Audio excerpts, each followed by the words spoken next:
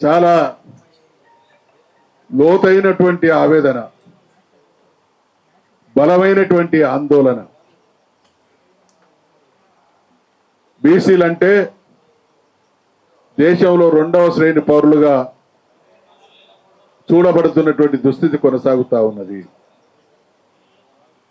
ఇవాళ నేను పెద్దలు కృష్ణయ్య గారికి గుర్తు చేస్తా ఉన్నా, ప్రపంచంలో ఏ దేశంలో కానీ ఏ సమాజంలో కానీ మైనారిటీలు వాళ్ళ హక్కుల కోసం, వాళ్ళకు రావాల్సినటువంటి వాటా కోసం కొట్లాడేటువంటి రోజులను చూసినాం. కానీ ఈ దేశంలో మెజారిటీలుగా ఉన్నటువంటి మనం మన హక్కుల కోసం కొట్లాడేటువంటి దుస్థితి కొనసాగుతుంది. కాబట్టి ఈ బాధ, ఈ క్షోభ, ఈ అవమానం, ఈ అన్యాయం మన ముత్తాత చూసిండు, మన తాత చూసిండు, మన తండ్రి చూసిండు, మనం చూస్తున్నాం.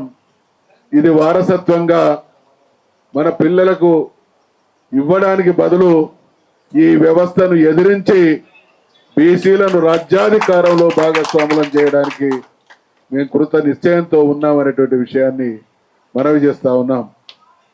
75 సంవత్సరాల దేశ స్వాతంత్రానంతరం జరిగినటువంటి పరిణామాలను గనక ఒక్కసారి సింహావలోకనం చేసుకుంటే, ఇవాళ కృష్ణయ్య గారికి, వేదిక పైన ఉన్నటువంటి పెద్దలందరికీ నాదైనటువంటి మనవి, బీసీ సమాజానికి, తెలంగాణలో ఉన్నటువంటి బీసీ సమాజానికి, ఈ దేశంలో ఉన్నటువంటి బీసీ సమాజానికి నాదైనటువంటి విజ్ఞప్తి, ఎందుకు ఈ అన్యాయం కొనసాగుతూ ఉన్నది, ఎందుకు ఈ రకమైనటువంటి అవమానాల పాలవుతున్నాం, దీనికి ప్రధానమైనటువంటి అంశాలు రాజ్యాధికారంలో నువ్వు లేకపోవడమే.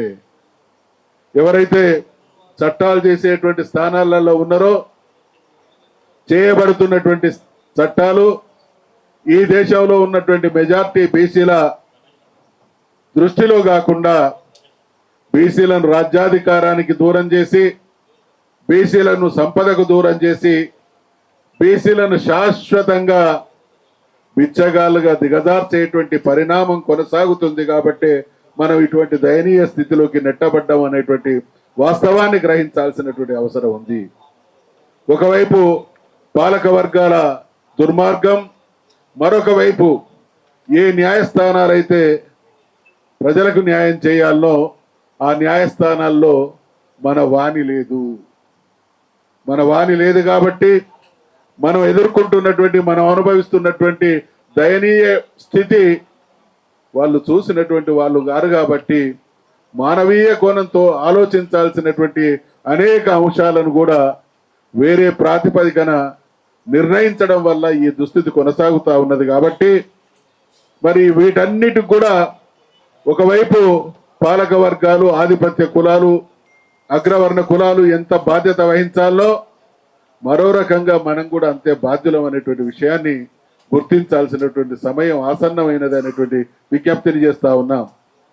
ఎవరు వాళ్ళు అధికారంలో కొనసాగడానికి కారకులు, ఎవరు వారికి అధికారాన్ని అప్పగించి, నాకు అర్థం కాదు. నేను గతంలో కూడా చాలా సందర్భాల్లో విజ్ఞప్తి చేసిన, ఎదుటి వాళ్లకు అధికారానికి అప్పగించేది మనమే, ఆ తర్వాత వాళ్ళకు దరఖాస్తులు ఇచ్చి దండం పెట్టేది మనమే, ఆ తర్వాత మా పని కాలేదని రోడ్డు ఎక్కేది మనమే.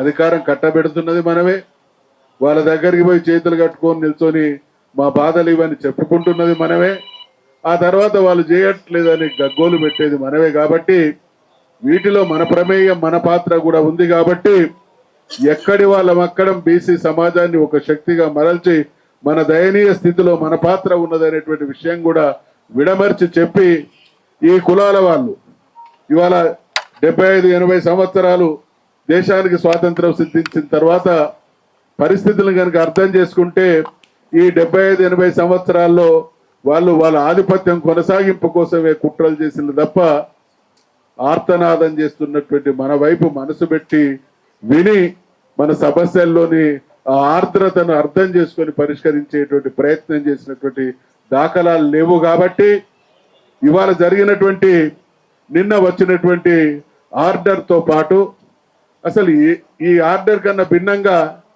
ఈరోజు నా డిమాండ్ అయితే ఈ దేశంలో మొదటి డిమాండ్ మేమెంతో మాకంటా అనేటువంటి హక్కు. అన్నిటికన్నా ముఖ్యమైనది 75 సంవత్సరాలు మాకు అన్యాయం జరిగింది కాబట్టి మా వాటాను మీరు దక్కించుకుంటున్నారు కాబట్టి ఒక 75 సంవత్సరాలు ఆ వాటాను కూడా ముద్ర రాబట్టవలసినటువంటి డిమాండ్ చేయాల్సినటువంటి సమయం ఆసన్నమైంది కాబట్టి మనం ఏదో ఈ 42% రిజర్వేషన్లు మనం డిమాండ్ చేసినట్టు మనం చేసినటువంటి డిమాండ్ కాదు. ఎన్నికల్లో అధికారంలోకి రావడానికి దేశాన్ని సుదీర్ఘకాలం పాలించినటువంటి పార్టీ, అనేక రాష్ట్రాల్లో పరిపాలనను అనేక దశాబ్దాల పాటు కొనసాగించినటువంటి పార్టీ, చట్టాల గురించి రాజ్యాంగం గురించి సంపూర్ణమైనటువంటి అవగాహన ఉన్నటువంటి పార్టీ, తెలిసి కావాలని బీసీ ఓట్ల ద్వారా రాజ్యాధికారానికి వచ్చి మోసం చేసి ఏదో రకమైనటువంటి మభ్యపెట్టేటువంటి ప్రయత్నం చేయాలనేటువంటి కుట్ర ఎన్నికల ముందే ప్రీ ప్లాన్డ్ గా చేసుకొని దానిలోని భాగంగానే ఈ నాటకాలు ఆడుతున్నది కాబట్టి ఇవాళ మనం అందరం కూడా ఒక శక్తిగా అవతరించాల్సినటువంటి సమయం అవసరమైంది.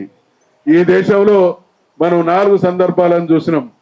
దేశ స్వాతంత్ర పోరాటం పూజ్య బాపూజీ గారి నేతృత్వంలో సఫలీకృతం కావడానికి ఈ దేశం స్పందించినటువంటి తీరును చూసినాం. తమిళనాడు స్థానిక ఉద్యోగాల్లో కానీ ఇతరత్ర ఉపాధి విషయంలో రిజర్వేషన్లు సంపాదించుకోవడానికి ఆ రాష్ట్ర ప్రభుత్వం చేసినటువంటి చారిత్రక పోరాటం, వాళ్ళు సిద్ధమైనటువంటి త్యాగం, వాళ్ళు దేశానికి ఇచ్చినటువంటి అల్టిమేటం. ఒకానొక సందర్భంలో మీరు గనక న్యాయసమ్మతమైనటువంటి మా హక్కుల కోసం, మా వాటా కోసం సహేతుకమైనటువంటి నిర్ణయాలు తీసుకోకుంటే మేము దేశం కోసం కొట్లాడాల్సినటువంటి పరిస్థితి వస్తుంది అనేటువంటి హెచ్చరిక చేస్తే పాలక వ్యవస్థ ఆ రోజు తలవంచినటువంటి తీరు కూడా మనకు ఆదర్శం. నిన్నగాక మొన్న మరి చరిత్రాత్మకమైనటువంటి తెలంగాణ రాష్ట్ర సాధనోద్యమంలో కేసీఆర్ గారితో పాటు యావత్ తెలంగాణ సమాజం స్పందించినటువంటి తీరు కూడా మనం అందరం చూసినాం. కాబట్టి వీటితో పాటు ఈ రోజు మనతో భాగస్వామి ఈ వేదికను పంచుకున్నటువంటి కృష్ణయ్య గారు బీసీ విద్యార్థుల కోసం, విద్యార్థి లోకం కోసం, వారికి న్యాయం జరగడం కోసం, వారి వాటా కోసం, ఆ ప్రజల జీవితాల్లో వెలుగు నింపడం కోసం చేసినటువంటి అనేక చరిత్రాత్మకమైనటువంటి పోరాటాల ఫలితంగా లాభాలు, వాటాలు దక్కినటువంటి సందర్భాలు కూడా మన ముందున్నాయి. కాబట్టి ఇవాళ పోరాటానికి ఈ దేశంలో ఆత్మగౌరవానికి ప్రతిరూపం తెలంగాణ, ఈ దేశంలో త్యాగానికి మరో పేరు తెలంగాణ, ఈ దేశంలో అన్యాయం జరిగితే సహించక, అవమానం జరిగితే ఎదిరించి అనుకున్నటువంటి ఆత్మగౌరవ బావుట ఎగరవేసినటువంటి స్థానం తెలంగాణ సొంతం. కాబట్టి దేశంలో ఉన్నటువంటి బీసీలకు కూడా న్యాయం జరగాలి అనంటే, ఈ దేశం బీసీల దేశంగా రూపాంతరం చెందాలి అనంటే తెలంగాణలో కొనసాగుతున్నటువంటి ఈ పరిస్థితి మీద మనమందరం కూడా సమిష్టిగా ఒక శక్తిగా ముక్త కంఠంతో ఒకే మాట ఒకే బాటగా ప్రతిధ్వనించి ప్రతిఘటించి న్యాయం జరిగేంత వరకు పోరాటానికి సన్నద్ధం కావాల్సినటువంటి అవసరం ఉంది. ఇది ఒక సుదీర్ఘమైనటువంటి కార్యాచరణ రూపొందించుకోవాల్సినటువంటి సమయం కాబట్టి వీలైనంత త్వరలో బీసీలకు న్యాయం జరగాలి అనేటువంటి వాళ్ళమందరం కూడా సమిష్టిగా సమావేశమై ఒక కార్యాచరణ రూపొందించుకొని ముందుకు తీసుకుపోయి బీసీ సమాజాన్ని కూడా కదిలించాల్సినటువంటి అవసరం ఉంది. ఏ ఉద్యమమైనా పై స్థాయిలో కదలికతో పాటు కింది స్థాయిలో ఉండేటువంటి అట్టడుగు వర్గాలను చేరి వాళ్ళలో కూడా ఆలోచనలు రేకెత్తింపజేసి వాళ్ళను కూడా ఆ కార్యాచరణలో మమేకం చేసినటువంటి ఏ ఉద్యమం కానీ ఏ పోరాటం కానీ 100కు 100% విజయాన్ని సాధించి తీరింది. కాబట్టి తెలంగాణలో బీసీల ఆత్మగౌరవం కోసం, బీసీల వాటా కోసం, ఈ దేశం బీసీలది అనేటువంటి నినాదానికి కేర్ ఆఫ్ అడ్రస్ గా తెలంగాణను ముందు నడిపించాల్సినటువంటి చారిత్రక బాధ్యత మనందరి మీద ఉంది అనేటువంటి విషయాన్ని మనవి చేస్తూ చాలా ఆనందం కలుగుతున్నటువంటి సందర్భం. నిన్న జరిగినటువంటి దుర్మార్గానికి వ్యతిరేకంగా తెలంగాణలోని ప్రతి బీసీ బిడ్డ గుండె రగిలిపోతా ఉన్నది. మేమెంతో మాకంతా అనేటువంటి దానికి భిన్నంగా ఏదో మొక్కుబడిగా ఇచ్చేటువంటి 42% కూడా అడ్డంకులు ప్రతిఘటనలు ఎదురైతా ఉన్నాయి. ఒక చేత ఇచ్చినట్టు చేసి మరో చేత రాకుండా చేసేటువంటి కుట్రలకు ఇస్తామని వాగ్దానం చేసినటువంటి వాళ్ళే కుట్రలు చేస్తే ఆ కుట్రలు మరి నగ్న సదృశ్యంగా మన కళ్ళ ముందు కదలాడుతూ ఉంటే దాన్ని ఎదిరించలేనటువంటి అశక్తులం బీసీలం కాదు. బీసీలు మంచికి మారు పేరు, సంయమనంతో ఉంటారు, అన్యాయాన్ని సహిస్తారు, కానీ అవమానం జరిగితే తిరగబడతారు అనేటువంటి తిరుగుబాటు బావుట ఇక్కడి నుండే ప్రారంభం కావాలి అనేటువంటి విషయాన్ని మనవి చేసుకుంటూ కార్యక్రమానికి విచ్చేసినటువంటి సోదరులందరికీ మరొకసారి హృదయపూర్వకమైనటువంటి అభినందనలు తెలియజేస్తూ, ఇక్కడ ఎవరైతే మీ అందరికీ తెలుసు, ఎప్పుడైనా ఏ సందర్భంలోనైనా ఒక చారిత్రక సందర్భం వచ్చినప్పుడు జరిగేటువంటి ప్రతి ఘటన, చూసేటువంటి ప్రతి సీన్ కూడా మనలో స్ఫూర్తిని నింపే విధంగా ఉండాలి. కాబట్టి ఇవాళ ఇక్కడ జరుగుతున్నటువంటి ఈ ప్రెస్ కాన్ఫరెన్స్ కానీ సమావేశం కానీ తెలంగాణ జాతికి స్ఫూర్తినిచ్చే విధంగా మన చిత్తశుద్ధి, మన కార్యాచరణ ద్వారా తెలంగాణ సమాజాన్ని ఏకీకృతం చేసి దేశానికి ఆదర్శంగా నిలుద్దాం. ఆ క్రమంలో తప్పకుండా మేము బీసీల కోసం, బీసీ ప్రయోజనాల కోసం నిరంతరం తప్పించే దానికోసం సహకరించడానికి అన్ని విధాలుగా సిద్ధంగా ఉంటామనేటువంటి విషయాన్ని మనవి చేస్తూ, దీన్ని విస్తృతపరిచి ప్రజాబాహుల్యంలోకి తీసుకుపోవడమే మన ముందున్నటువంటి తక్షణ కర్తవ్యం అనేటువంటి విషయాన్ని కూడా తెలియజేసుకుంటూ సెలవు తీసుకుంటా ఉన్నా. జై బీసీ.